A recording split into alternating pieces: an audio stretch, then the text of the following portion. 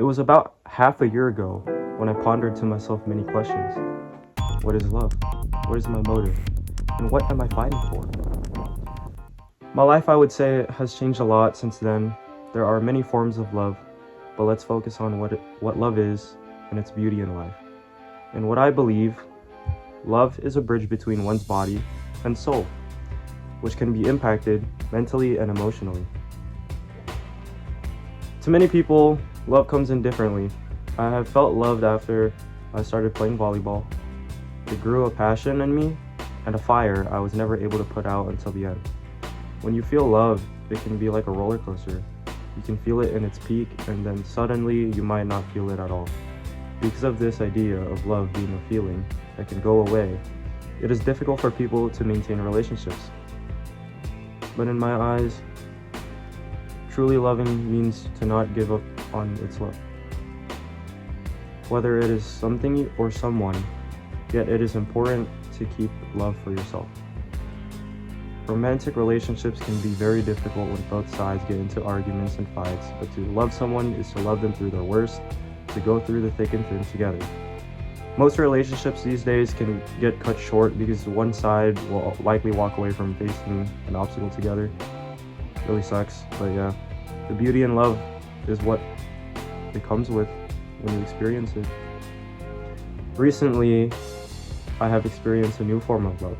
As I was constantly changing, I came across something unexpected. I fell in love. Meeting new people and trying new hobbies can open your eyes to a new world, a new level of loving. To love someone, you must love yourself first. Back then, I had a very difficult time understanding the concept of love. I thought that I would never be worth it to someone and would never reach the basic standards for being a decent human being. Yeah. I felt like a jerk wherever I went, so I stopped joking around and I changed who I was, completely forgetting who I am. I changed my appearance, I changed the way I acted, in hopes that I wouldn't be seen as a douche.